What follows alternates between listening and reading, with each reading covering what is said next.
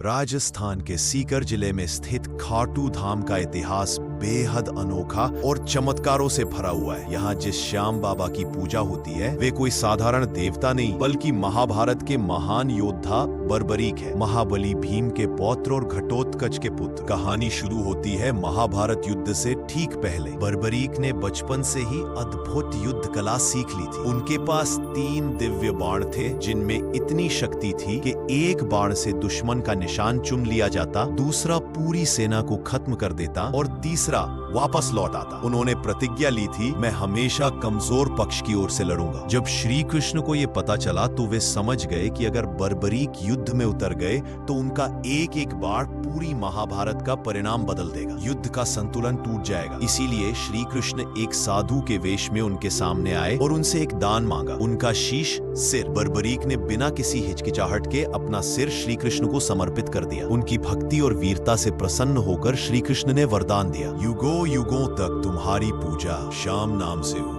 जिस किसी के मन में मेरी सच्ची भक्ति होगी उसे तुम शीघ्र ही कृपा दोगे, संकट में पड़े लोगों के संभालने वाले बनोगे। युद्ध के दौरान बर्बरीक का कटा हुआ शीश ऊंची जगह पर रखकर पूरे युद्ध को देखता रहा और जब युद्ध समाप्त हुआ श्री कृष्ण ने स्वयं कहा, पूरा युद्ध सिर्फ एक साक्षी ने देखा है और वह हो तुम। शाम समय बीतता गया और कलयुग की आरंभ में उनका शीश राजस्थान के खाटू गांव में चमत्कारिक रूप से मिला। वही भव्य मंदिर बना और आज खाटू श्याम बाबा को हारे का सहारा कहा जाता है, क्योंकि जो भी भक्त सच्चे मन से आता है बाबा उसकी मनोकामना अवश्य पूर्ण करते हैं।